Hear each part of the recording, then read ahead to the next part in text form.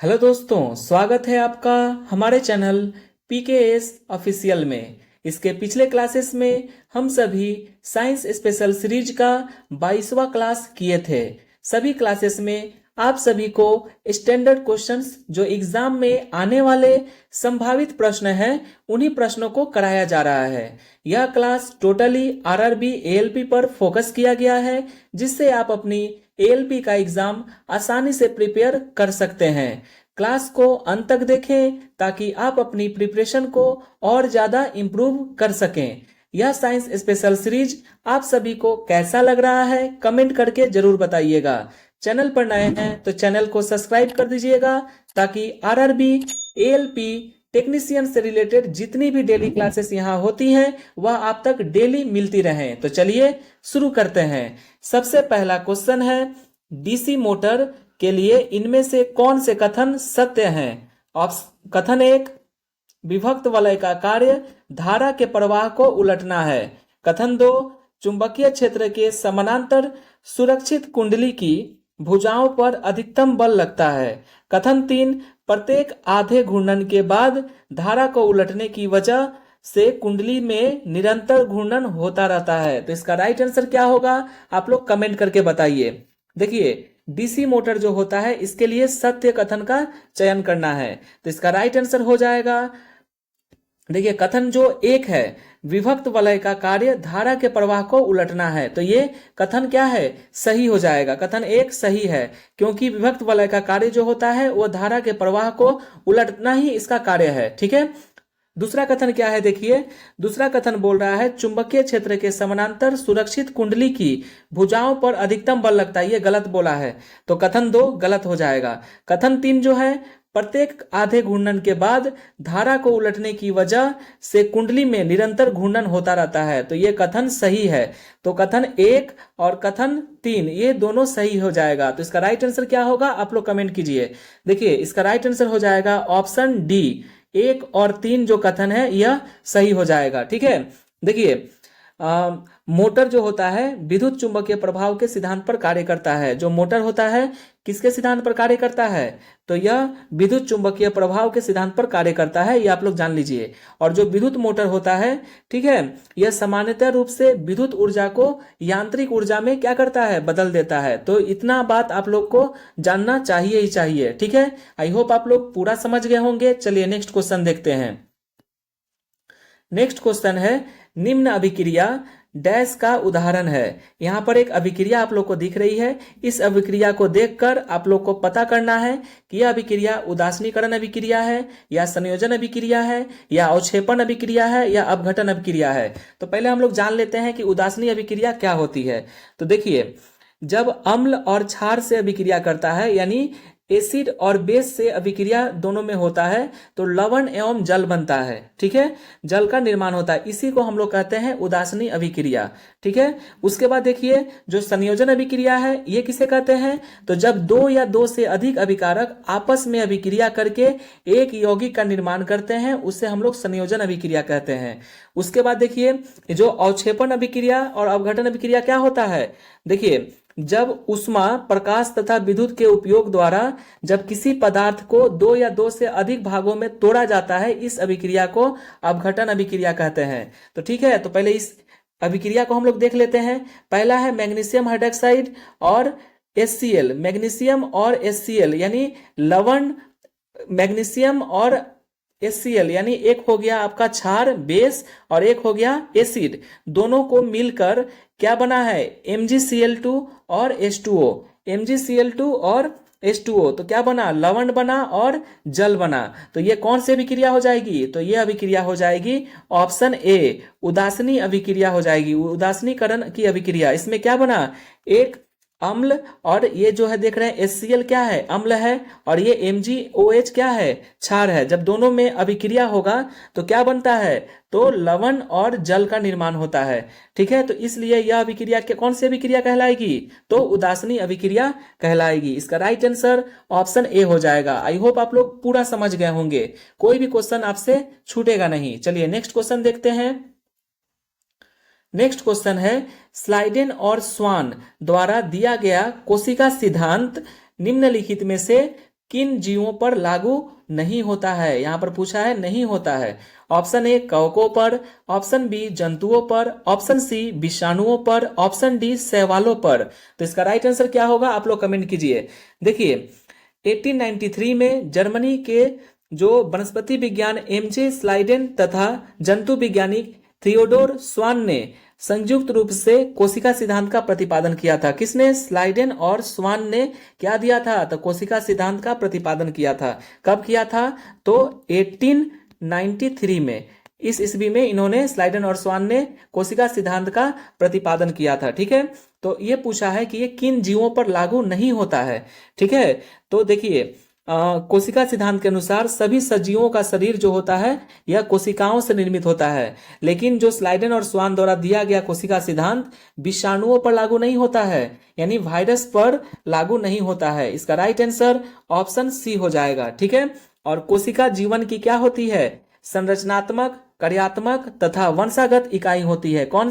क्या? तो कोशिका। ठीक है, ये इतना बात आप लोग को पता होना चाहिए। चलिए नेक्स्ट क्वेश्चन देखते हैं। नेक्स्ट क्वेश्चन है, एक सीधे धारावाहिक चालक के कारण उत्पन्न चुंबकीय क्षेत्र की दिशा इनमें से किसका उपयोग करके निर्धारित की जा सकती है? ऑप्शन ए फ्लेमिंग के दाएं हाथ का नियम, ऑप्शन बी बाएं हाथ के अंगूठे का नियम, ऑप्शन सी फ्लेमिंग के बाएं हाथ का नियम, ऑप्शन डी दाएं हाथ के अंगूठे का नियम।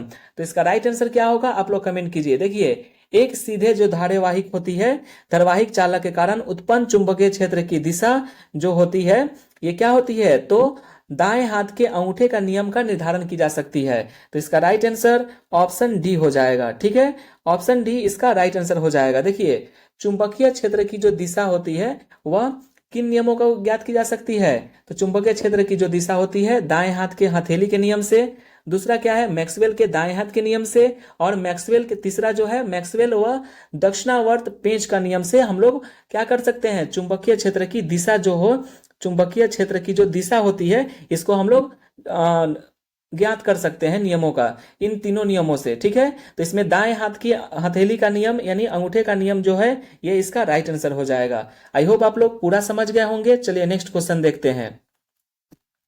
नेक्स्ट क्वेश्चन है, किसी चालक का प्रतिरोध डैश के अनुक्रमानुपाती होता है? अनुक्रमानुपाती यानी सीधा होता है।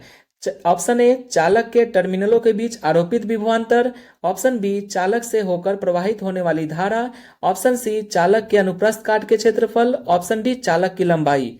तो किसके अनुक्रमानुपाती होता है ये आप लोग को आंसर देना है। तो जल्दी से आप लोग कमेंट कीजिए। देखिए कमेंट नहीं करेंगे तो कैसे पता चलेगा, इसलिए हम लोग बार बार बोल रहे हैं कि आप लोग कमेंट जरूर कीजिए। ठीक है, देखिए किसी चालक का जो प्रतिरोध होता है वह किसके अनुक्रमानुपाती होता है? तो देखिए चालक का जो प्रतिरोध यानी रेसिस्टेंस आर क्या होता है? आर समानुपाती एल, ये लंबाई के समानुपाती होता है। ठीक है, और किसके समानुपाती होता है?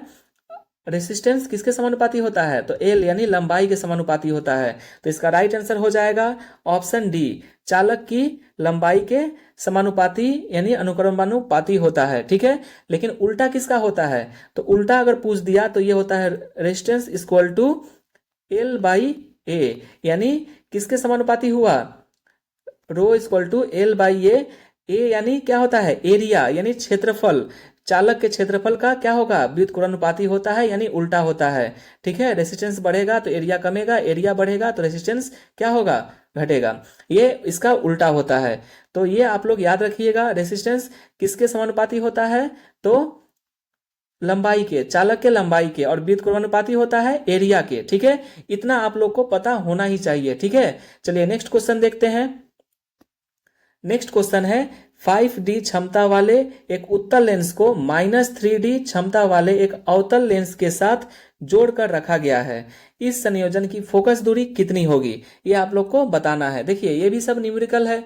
ठीक है, तो ये सबको आप लोग को कैसे फाइंड आउट करना है ये आप लोग को जानना जरूरी है। देखिए उत्तल लेंस का जो क्षमता होता है, क्षमता, ठीक है, कैपेसिटी, इसका फॉर्मूला क्या होता है? देखिए उत्तल लेंस का जो क्षमता है यानी पावर P1 इक्वल टू उत्तल लेंस का कितना है? प्लस में 5D है।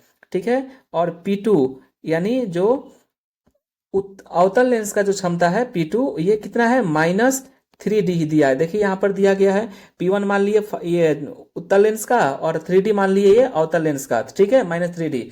तो इसका कुल क्षमता का फॉर्मूला क्या होता है, P इक्वल टू, ठीक है, P1 प्लस P2। तो इसका क्या हो गया, +5 - 3 इक्वल टू कितना हो गया, प्लस में 2D हो जाएगा। क्या हो जाएगा, तो प्लस में 2 डायप्टर हो जाएगा।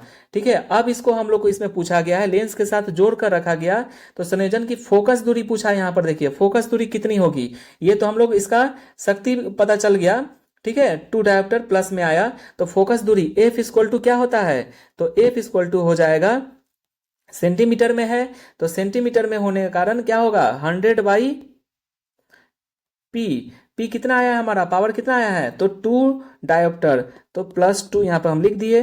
तो 2 से 100 कटेगा कितने बार में, तो +50 सेंटीमीटर में। ठीक है, ये इसका राइट आंसर हो जाएगा। ठीक है, कितना आंसर आया, +50 सेंटीमीटर। तो इसका राइट आंसर क्या होगा, ऑप्शन, बताइए इसका राइट आंसर क्या होगा, ऑप्शन ए हो जाएगा इसका राइट आंसर। ठीक है, इस तरह से हम लोग निकालेंगे। देखिए इसमें 2 फॉर्मूले का यूज करना पड़ा, एक पहले हम लोग को क्षमता निकालना पड़ा। ठीक है, कैपेसिटी जो है P1 P2 निकाल दिए, कुल क्षमता जो होता है P1 प्लस P2, तो हम लोग दोनों इसका निकाल दिए, +5 और -3 कितना हो गया, +2। ठीक है, और फोकस दूरी हम लोग निकाल दिए, फोकस जो होता है फोकस दूरी 100/P, सेंटीमीटर में दिया गया तो 100/P, तो 100 +2 यहाँ पर हुआ, तो 2 से 100 कट गया, 50 सेंटीमीटर इसका राइट आंसर हो जाएगा। आई होप आप लोग पूरा अच्छे से समझ गए होंगे। चलिए नेक्स्ट क्वेश्चन देखते हैं। नेक्स्ट क्वेश्चन है, मेंडल वंशागति के नियम देने में सफल रहे। मेंडल की सफलता से संबंधित कुछ तर्क नीचे दिए गए हैं, जिनमें से एक के अलावा अन्य सही हैं। गलत कथन का चयन कीजिए। कथन एक क्या है, उन्होंने प्रत्येक पीढ़ी में किसी विशेष लक्षण वाले जीवों की गिनती रखी थी। ठीक है, तो ये देखिए ये क्या है, सही बात है। उन्होंने एक समय में एक लक्षण की वंशागति का अध्ययन किया, जबकि उनसे पहले वैज्ञानिकों ने जीव को संपूर्ण रूप से लेकर अध्ययन किया। ये भी बात सही है। ठीक है, ऑप्शन सी, कथन उन्होंने अपने विज्ञान और गणित के ज्ञान को मिश्रित किया। ये भी बात सही है। ऑप्शन डी देखते हैं, उन्होंने छोटा आकार के नमूने के आधार पर काम किया। नहीं, ये गलती हो जाएगा। तो यहाँ पर पूछा है गलत कथन का ही चयन कीजिए, तो इसका राइट आंसर क्या हो जाएगा, ऑप्शन डी हो जाएगा इसका राइट आंसर। ठीक है, इसका राइट आंसर क्या होगा, ऑप्शन डी। ये गलत कथन है, गलत कथन का चयन करने को बोला है, तो गलत कथन ये डी हो जाएगा। बाद बाकी ये तीनों सही है। ठीक है, आई होप आप लोग समझ गए होंगे। चलिए नेक्स्ट क्वेश्चन देखते हैं। नेक्स्ट क्वेश्चन है, प्रोपेन यौगिक की समजातीय श्रेणी का अगला चौथा सदस्य कौन सा होगा। Option A C2H4, option B C6H12, option C 6,7H14, option D C4H8। तो इसका राइट आंसर क्या होगा, आप लोग कमेंट कीजिए। देखिए प्रोपीन जो यौगिक है, ठीक है, प्रोपीन यौगिक की समजातीय श्रेणी का अगला चौथा सदस्य क्या हो जाएगा, तो ये C7H14 इसका राइट आंसर हो जाएगा। ठीक है, प्रोपीन एल्कीन समूह से संबंधित है। प्रोपीन जो है यह एल्कीन समूह से संबंधित है। किससे संबंधित है, तो एल्कीन। ठीक है, एल्कीन समूह से संबंधित है, ये आप लोग याद रखिएगा। ठीक है, और एल्कीन का सामान्य सूत्र क्या होता है, तो CnC2n, ये इसका सामान्य सूत्र है। इससे आप लोग फाइंड आउट कर सकते हैं। देखिए एल्कीन जो है, ठीक है, एल्कीन जो है यह क्या है, असंतृप्त हाइड्रोकार्बन है। कौन सा हाइड्रोकार्बन है, ये पूछता है बहुत बार, तो ये असंतृप्त हाइड्रोकार्बन है। ये आप लोग याद रखिएगा कि एल्कीन जो होता है असंतृप्त, और जब असंतृप्त होगा तो इसमें कम से कम द्विबंध अवश्य होंगे। ठीक है, इतना आप लोग को पता होना चाहिए। चलिए नेक्स्ट क्वेश्चन देखते हैं। नेक्स्ट क्वेश्चन है, पादप कोशिकाओं में मौजूद डैश की मात्रा संचालन को सुगम बनाने के लिए कोशिकाओं की संरचना में परिवर्तन कर देती है। ऑप्शन ए जल, ऑप्शन बी विद्युत रासायनिक स्पंद, option C hormone, option D protein. तो देखिए पादप कोशिकाओं में मौजूद जो जल की मात्रा होती है, जल की मात्रा के कारण इसका राइट आंसर ऑप्शन ए हो जाएगा। जल की मात्रा के कारण क्या होता है, तो संचालक को सुगम बनाने के लिए कोशिकाओं की संरचना में परिवर्तन कर देती है। तो इसका राइट आंसर ऑप्शन ए हो जाएगा। और जो हार्मोन है, ठीक है, हार्मोन प्रायः प्रोटीन, अमीनो अम्ल या स्टेरॉयड के व्युत्पन्न होते हैं। ठीक है, और हार्मोन का वितरण रुधिर द्वारा यानी रक्त के द्वारा होता है। ठीक है, और पादपों में भी जल एवं खनिज लवणों का संचारण किसके द्वारा होता है? तो जाइलम के द्वारा होता है। किसके द्वारा? तो जाइलम के द्वारा क्या होता है? जल और खनिज लवणों का संचरण जाइलम के द्वारा होता है, ये आप लोग याद रखिएगा। चलिए नेक्स्ट क्वेश्चन देखते हैं। ये आखिरी क्वेश्चन भी है। कार्बन C4+ आयन बनाने में असमर्थ क्यों होता है? ऑप्शन ए, क्योंकि यह श्रृंखला गुण प्रदर्शित करता है। ऑप्शन बी, क्योंकि यह आसानी से इलेक्ट्रॉन ग्रहण करता है। ऑप्शन सी, क्योंकि इसके निर्माण के लिए अधिक मात्रा में ऊर्जा की आवश्यकता होती है। ऑप्शन डी, क्योंकि इसमें चतुस्संयोजकता होती है। तो इसका राइट आंसर क्या होगा, आप लोग कमेंट कीजिए। देखिए, कार्बन का जो C4+ आयन है, C4+ आयन बनाने में असमर्थ क्यों होता है? इसलिए क्योंकि इसके निर्माण के लिए अधिक मात्रा में ऊर्जा की आवश्यकता होती है। तो इसका राइट आंसर ऑप्शन सी हो जाएगा। ठीक है, इसका निर्माण के लिए अधिक मात्रा में ऊर्जा की आवश्यकता होती है, जिसके कारण कार्बन C4+ आयन बनाने में असमर्थ होता है। ठीक है, देखिए, कार्बन के अंतिम कक्षा में 4 इलेक्ट्रॉन को बाहर निकालना बहुत कठिन होता है। इसके लिए अत्यधिक परिमाण में ऊर्जा की आवश्यकता होती है, इसीलिए यह कार्बन C4+ आयन बनाने में असमर्थ होता है। ठीक है, इतनी बात आप लोग को जाननी चाहिए। देखिए, अगर आप क्लास अंत तक देख रहे हैं तो कमेंट में बताइए कि टॉप 10 प्रश्नों में से आप कितने प्रश्नों का सही सही जवाब दिया है। अगर कोई क्वेश्चन में डाउट है तो कमेंट जरूर कीजिएगा।